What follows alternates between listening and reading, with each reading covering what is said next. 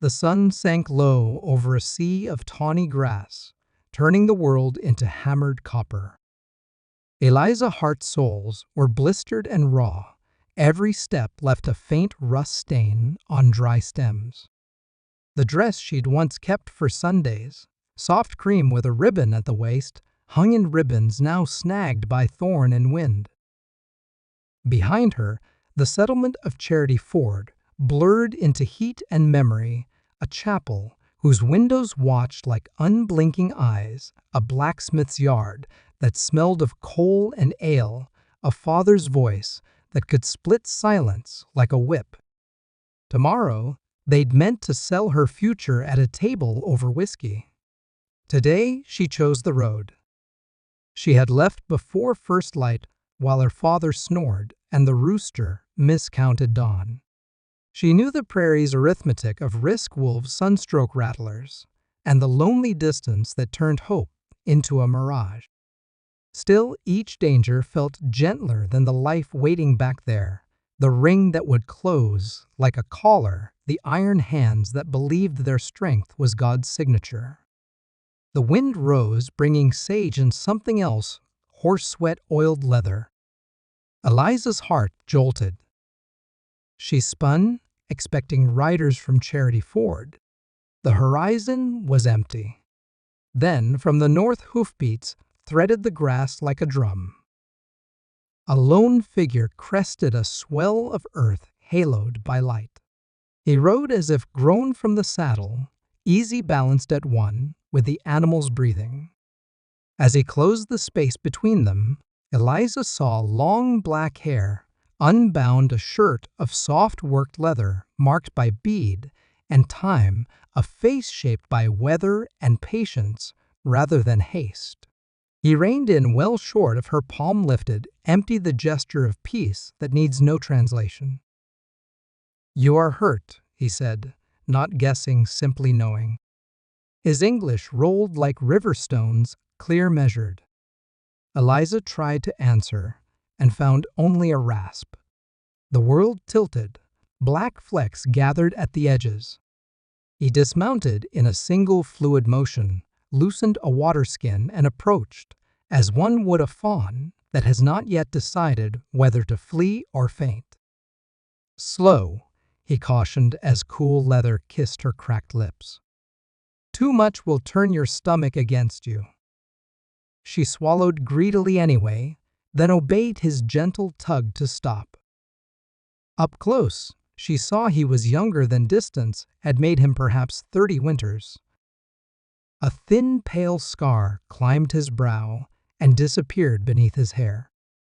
His eyes were dark and steady, absent of the greed she had learned to anticipate in men who believed hunger was a right.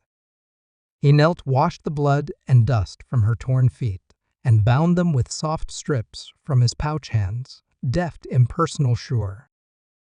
"Daniel Black Hawk," he said while he worked. "My mother was taken when she was a girl. She chose to stay. Taught me her tongue." The corner of his mouth lifted, not quite a smile. "And stubbornness." "Eliza," she managed, voice brittle as dry grass. Eliza Hart. Speaking her name aloud made it real again, a thing that belonged to her. He glanced at the horizon she had bled across. "Men follow?" he asked. She nodded. "My father. Others. They think I'm a thing to be returned." He listened to the wind, the way some men listen to sermons. Whatever he heard or didn't hear seemed to conclude an equation in him. "Dark comes," he said. "Coyotes hunt then. Men too." He stood and offered a hand. Eliza stared at it, broad-scarred, patient, and all the lessons drilled into her about savages' sin, obedience rose up like a swarm. Those same lessons had tried to sell her. She took his hand. He lifted her easily and wrapped a blanket around her shoulders, the wool smelling faintly of smoke and horse. Instead of mounting behind her, he led the mare by the reins, walking north toward a thin line of cottonwoods, where water wrote its silver name through the earth. They traveled in silence that was not empty. Eliza clutched the blanket and studied the space he made between them, considered space the opposite of demand. As purple gathered in the hollows of the land, they reached a bend in the creek where saplings had been coaxed into a shelter and hides stitched the wind out of the night. He tended the mare first. Eliza watched an ordinary liturgy she'd almost forgotten existed brush over hair-soft words in a language that sat in the chest as much as the mouth the scrape of metal on stone. Only then did he teach fire to live from a single spark, coaxing flame like a parent with a shy child. The smell of cooking meat drifted through the little bent wood doorway. "Eat," he said, sliding a bowl toward her. "Then sleep. I keep watch." Why the word escaped before she could turn it into something safer, something that didn't ask. He poked the fire with a stick and considered. "Because once a man brought my mother back to a fort when she ran from hurts. They sent her home to those harms. She ran again in winter. My father's people found her. They gave her choice. I am alive because someone chose better than the fort." He looked up, and the fire wrote amber in his eyes. People deserve choice. She ate, and warmth traveled her bones like a slow mercy. When she lay down, she expected fear to build its old nest. Instead, fatigue came honest and heavy. Outside the prairie sang its thousand-voiced hymn owls, coyotes the creek's soft talk. Daniel sat with his back against the doorway, a silhouette of stillness. For the first time in years, Eliza slept without bracing for what a hand might take. Dawn arrived on quiet feet. He was where she'd left him, a statue carved from attention. "The stream is there," he said, pointing. "I will not look." She cleaned herself in water that bit like truth, changed into a soft leather dress. He set out "my sisters," and stepped into a body that could move. When she emerged, he had packed the shelter down to its small bones and loaded the mare with an ease that made even the chores look graceful. "Can you ride a little?" he asked. "Some," she admitted. "We share the horse," he said. "Camp is a day, perhaps more with rest." He swung up behind her only after she was seated and the mare had taken a step. Even then, his touch was a suggestion, not a claim, a light at her waist to steady rather than steer. They moved into a day that smelled of sun-warmed earth and distance. With each hour, the old world receded like a town swallowed by dust, and something without a name, but heavy with possibility, drew nearer, as steady as hoofbeats, and as patient as the man who made space, where others had always taken it. By noon, the grass gave way to low-breathing hills stitched with juniper and pine. Daniel taught as they traveled, not with the sharpness of a man proving knowledge, but with the care of someone handing you a tool and making sure it fits your palm. "See," he said, pointing to two crescents impressed in damp soil. "Antelope, mother and last spring's fawn. Old by an hour." He showed her broken twigs that spoke of height, a scuffed patch, where something had lain to chew-cut, a claw mark on a trunk that said bear, but also said not today. When they rested, he taught her the vocabulary of hunger that the prairie had spoken long before people were a story here. Prairie onions, chokecherries' roots, shaped like thumbs. "Everything has a spirit," he said quietly, as if confiding something that could sour if shouted. "Take only what you need. Leave thanks. This way the earth returns the favor." Eliza remembered Charity Ford's rule: take until you are full, then take more because you can. The difference sat in her chest, like a small, clean flame. He did not hurry her. He did not have to. His patience invited a pace that belonged to survival rather than panic. By late afternoon, the sky had turned the color of pewter. A smell prowled the edges of the wind that wasn't rain and wasn't smoke, and yet borrowed from both.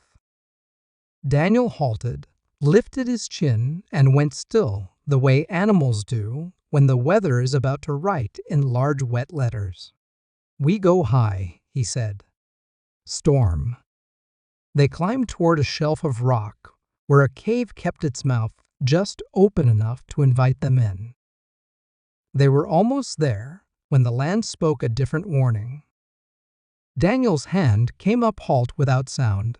He guided Eliza into the shadow of a juniper and belly crawled to the ridge. She followed, her heartbeat loud against the ground. Below, the ruin of a wagon lay like a broken rib cage in the grass. Smoke seeped from charred spokes. Two bodies lay beside it, the quiet that follows sudden endings. Daniel's jaw went hard. "Crow," he murmured. "War party. 7, maybe 8. Old signs, but not old enough." The news did not live only in fear. It also lived in understanding.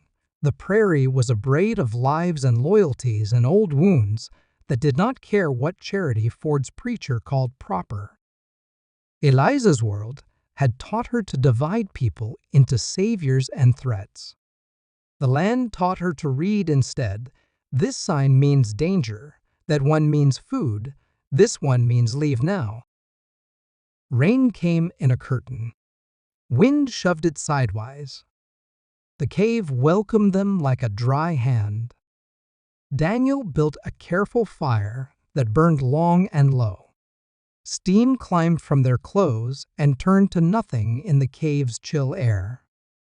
He set a pot, added meat and roots, and sat cross-legged with the ease of someone who has learned to rest deeply in small pockets of time.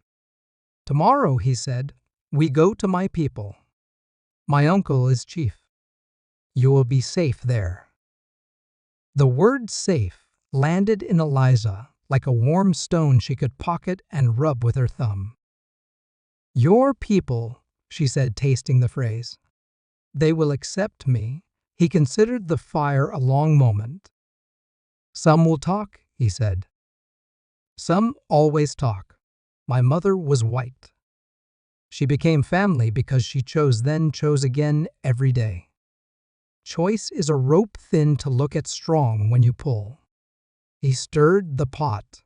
"If men come from your town, they will learn that those under our care are not trophies in their contests." They ate.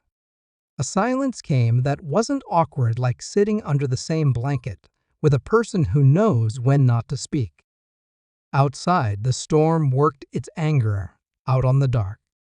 Eliza thought of the rules that had wrapped her: be small, be quiet, be good, be owned. She thought, too, of the way Daniel had said, "I will not look," and meant it. The difference between promise and principle is what happens when no one is watching. She felt sleep move up her body the way tide takes ashore, inevitable, patient kind. She woke to bird chatter and the soft hiss of a fire nursing its last embers. Pain tapped at her feet, but not like last night. The leather had gentled the worst of it. Daniel sent her to the stream with another blanket and a nod. When she returned, he laid out a dress, moccasin strips for her hair. "My sister will not mind," he said, when Eliza hesitated over beadwork neat as prayer. "Morningstar always says I think too much of old hurts. This will prove her right." The dress fit her like a thought she'd always had about herself, but never tried on. Not pretty exactly, something better, useful, modest-free. She could kneel without fear of ripping a seam, mount and dismount without inventing new ways to apologize for being in a body. Daniel's eyes acknowledged the transformation with a single word better and the smallest, warmest shift at their corners. They moved out. Clouds broke like a bruise healing. Distance unrolled. They spoke in small rationed measures that somehow fed more than full sentences. She asked why he helped. He told her about Winter Dove, a wife buried under army thunder 4 summers past.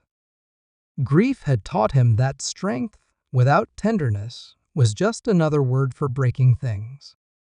She told him about a preacher who watched her with a gaze that wanted and called it guidance. He didn't flinch. He didn't fix. He listened as if listening were a craft that required skill and care. In the late light, the cottonwoods they reached on the first evening reappeared not the same trees, but their cousins saying what trees always say, keep going. We remember the way for you. Before full dark, they found another bend, another shelter of saplings. Routine assembled itself, horse-tended fire, made water fetched and turned fear into something with edges she could hold. Tomorrow, Daniel said, we will see the smoke from our camp before the sun stands over us. After that, we begin again. The words should have frightened her. Instead, Eliza felt a quiet settle like silt on a riverbed after flood, revealing what was always there beneath the churn, a ground she might stand on that no one could sell. They reached the camp as the morning found its voice. Children's laughter threaded through drum and talk. Dogs announced strangers with great enthusiasm and little malice. Smoke rose in blue ropes, fragrant with cooking and cedar. The village felt less like a place and more like a breathing, a community made visible. Daniel's uncle Stonehand emerged from a lodge whose poles drew the sky together like a prayer. His hair was white as frost along a creek. His face wore years well, not as weight, but as map. Daniel spoke in his own language words, lapping and soft, then turned to Eliza. Tell your story, he said gently, the short one. She did, standing before the fire, so her voice could borrow its steadiness, the father who traded obedience for love, the blacksmith who believed iron taught lessons better than words, the preacher whose eyes attended death and desire in equal measure. When she finished, Stonehand's gaze was not pity and not judgment. It was measure. At last he nodded, said a few syllables, and placed a hand on her head as if feeling the weather there. You may stay, Daniel translated, but Eliza did not need the English. She understood the gesture. Relief came like rain on dust, and with it a complicated wonder she could not name welcome, did not fix the past, and did not promise an easy future.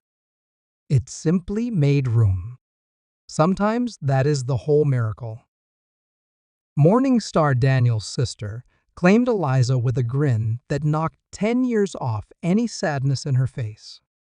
Come, she said in careful English. If you are to live, you will learn the living. She taught Eliza the patience of scraping hides too hard, and you tear too soft, and the old clings. She refused to let Eliza apologize more than once for mistakes. After that, she swatted the air as if shooing flies. Practice is the difference between clumsy and craft, she said, handing over a task that had once felt like an offense every time Eliza's hands tried. Women gathered around the work like birds at a puddle, talking, teasing, telling the kind of stories that carry walls one pebble at a time until you have a house. Afternoons, Daniel found her. Tracking became a language she could speak in verbs. He showed her how pressed grass remembers which way a body moved, how water carries the news of what has passed its banks, how silence changes shape when watched by eyes that prefer breaking to belonging. He corrected, without sting praised, without spectacle. When she succeeded, he did not take the credit for teaching. He let her own the knowing, and that mattered more than she'd expected. In the weeks that followed, Eliza learned another arithmetic: belonging is not blood. It is practice plus respect, multiplied by time. Stonehand named her Feather Woman a name that was not a cage but a compass. She wore it with the self-consciousness of a new coat at first, then with the ease of something weathered by use. Still, the past came to camp sooner than anyone hoped. The dogs began to bark in the tone all creatures understand. Warriors lifted bows, bodies angling toward a single edge of the world. Daniel was beside Eliza before she finished standing. 5 riders cut the horizon into slices of anger and dust. Eliza recognized the lead man by the set of his jaw, even at distance her father. Next to him loomed the blacksmith Thomas Breen, red with borrowed righteousness. They drew up with the arrogance of men who never learned the prairie doesn't keep their laws. Stonehand stepped forward. "Why do you come armed to a place at peace?" Daniel translated, but the rhythms made meaning on their own. "We come for what's ours," her father spat, pointing as if she were a misplaced tool. The girl. Eliza stepped forward before Daniel could surprising even herself. "I am a woman," she said. The words didn't tremble. "And I am not yours." Thomas laughed a sound with nothing soft in it. "Women don't choose, girl. Your father decides, then I do. That's law." Daniel's voice went winter cold. "Your law does not rule here." Her father reached for his pistol. Daniel's knife shone once, and 30 bowstrings sounded like the prairie wind when it means business. For a moment, even anger did the arithmetic and came up with no. "You defile her," Thomas hissed. "We rescue." Eliza felt anger rise like a hawk catching a thermal. "The only defilement I've known were Sunday clothes," she said. "These people have shown me more honor in a month than I saw in years among my own." Her father's face purpled, and for a heartbeat, she saw not a parent, but a man who loved control more than he loved his child. He lunged. Daniel caught his wrist so gently it looked like kindness until you noticed he couldn't move. Stonehand lifted his hand and silence landed. "She stays by choice," Daniel translated, "and here choice is sacred." Thomas made the mistake loud men make when the quiet turns against them. The bowstrings thrummed again, arrows planting themselves with a promise of accuracy next time. Even foolishness can count. The riders left with threats, spilled like nails in the road behind a cart. Eliza shook after. Daniel's palm was at her elbow, the touch that says both "I'm here" and "you can stand on your own." "You were brave," he said. "I was terrified," she answered. "Courage is fear plus step," he said. "You took the step." The camp moved that afternoon the way a river moves everything alive and purposeful and practiced. Eliza packed beside Morningstar, who murmured, "Today you chose with the voice of a warrior." The name Feather Woman settled deeper into bone. Freedom, she realized, wasn't the absence of pursuit. It was the presence of people willing to move with you when pursuit found you. Storms on the prairie do not always announce themselves with thunder first. Sometimes the light itself goes strange, the sky a bruise held to the sun. They were threading a narrow canyon when rain opened like a trapdoor. Water leaped from rock to rock and then forgot to stop. High ground Stonehand called, but the canyon had already begun to write its own rules. Horses' scattered voices frayed into shouts. and then, because fate enjoys company, soldiers appeared at the mouth, like a bad decision given a uniform. Gunfire cracked, swallowed by the roar of flood.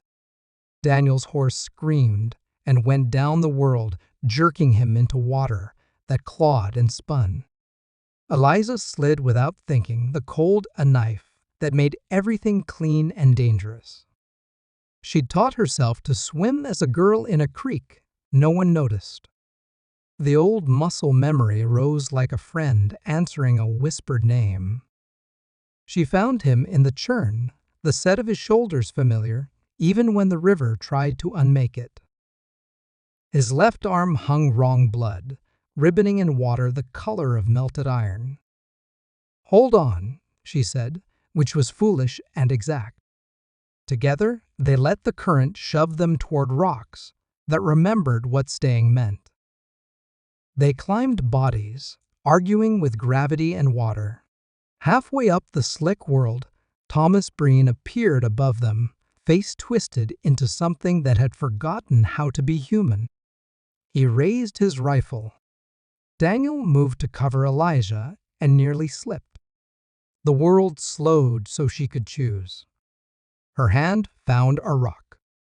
She threw the way Daniel had taught her to send a stone where she meant it to go. It caught Thomas at the temple. His shot split air only. His boot skated on rain-slick stone. For an instant, he windmilled at the lip between now and never then, was gone into the flood's open mouth. Eliza stared at the space he'd vacated, the echo of his scream, a line drawn in her like a scar that would heal true. "You saved us," Daniel said, voice shallow with pain and something like awe. "We're not saved yet," she said. "Move." They crawled into a shallow cave that remembered dryness. She tore cloth, cleaned the wound, bound it while the storm wrote the rest of the day without their help. He watched her hands the way he watched weather. "I killed him," she said finally. "Not a confession, an inventory." "You chose life," he said. "That river would have chosen for you if you had not." She waited for guilt to arrive with its sermon. It didn't. What came instead was a steadiness that was not joy and not relief, and not pride exactly, but contained something of all three. They were cut off until morning. The noises beyond were fragment shouts, sporadic shots, the constant sermon of water. Pressed together for warmth, Eliza noticed that fear took up less room in her body than it used to. It had to make space for competence now, for knowledge learned and used, for the fact that she had carried a man and herself through a thing that had tried very hard to unmake them. "I am sorry," she said into his good shoulder, "for bringing this on you." "No," he said, voice a quiet command. "They brought this. You brought breath back to a place that had forgotten it?"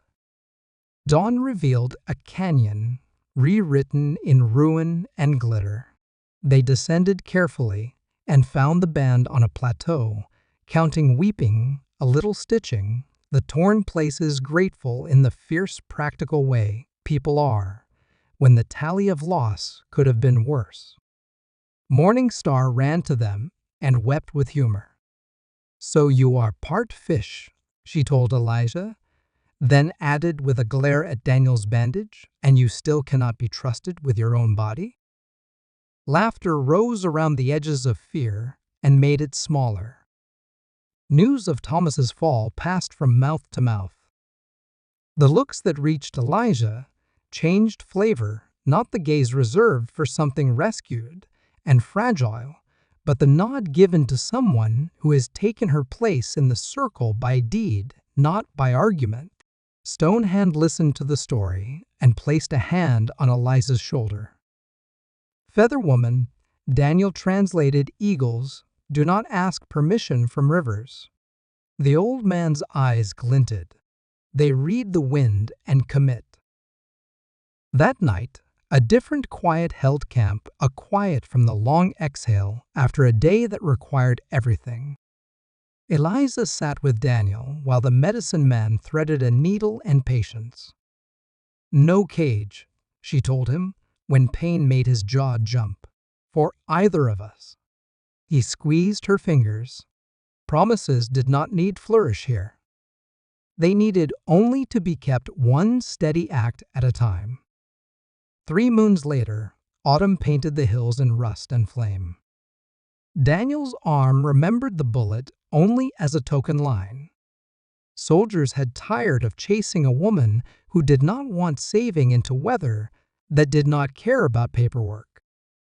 The camp's rhythm wrapped Eliza with the simplicity of work well-learned, scraping, beating, cooking, gathering, listening. She found she loved the sound a lodge makes at night when wind tells its stories, soft creaks, the skins whisper. She made moccasins as the first frost silvered the grass beads, telling a pattern that surprised her when she leaned back 2 paths that crossed and parted and crossed again, not tangled, not trapped, simply choosing to meet and then choosing again.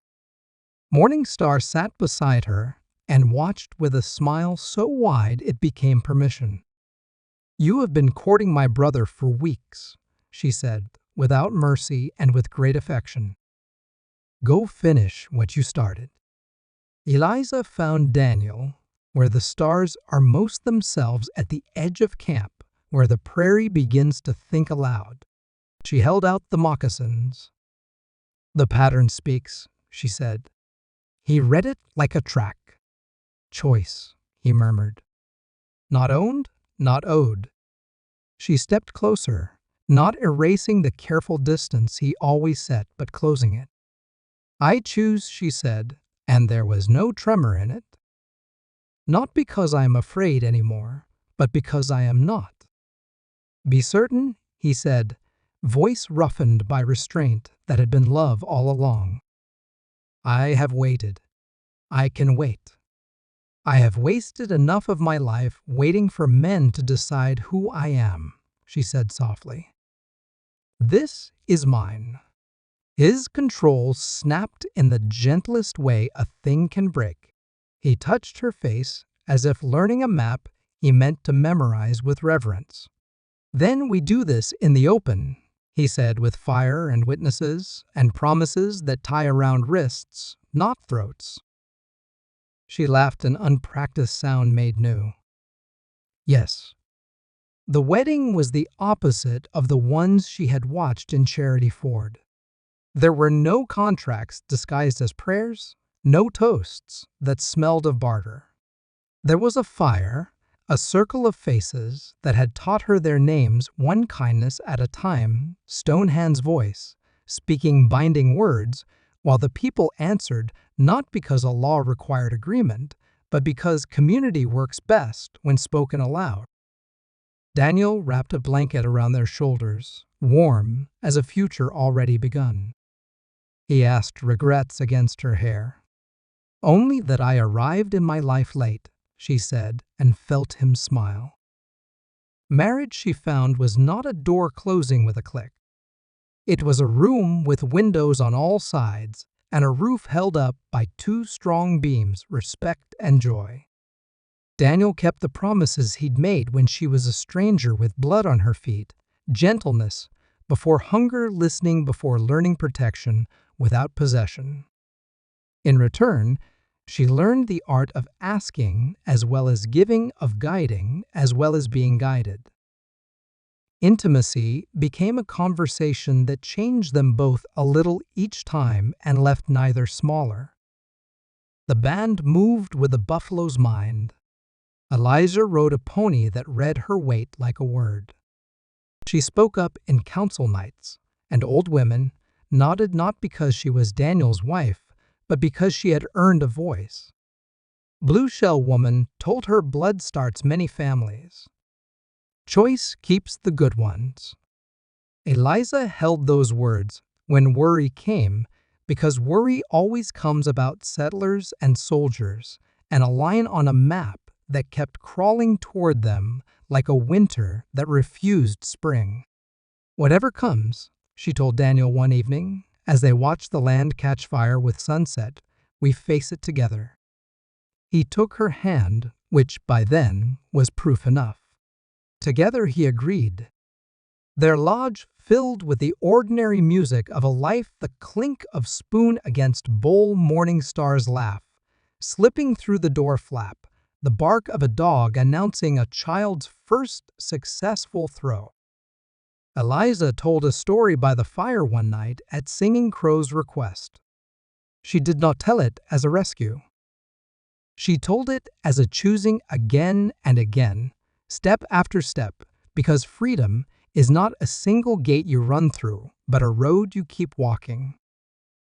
Later, in the hush that follows a day that did not break you, she lay with Daniel and listened to the stars move. "I used to dream of escape," she said. "Now I dream of staying and of children who know both languages and all the names of the wind." "Good dreams," he said. "Worth fighting for when the hard times knock." "They will," she said, not afraid of hearing herself be true. "And we will answer the door together." The prairie breathed around them, old and new at once, and if Eliza closed her eyes, she could hear what the wind had been saying this whole time to grass and women and men and horses and rivers that pretend to sleep between storms. "Keep going. Choose again. There is a way through if you make it with your hands and refuse to sell it." She slept then, not as a woman outrunning a past, but as a person resting inside a future she had helped build, mended with patient stitches, warmed by a blanket woven by many hands wide, open to a horizon that could never be fenced,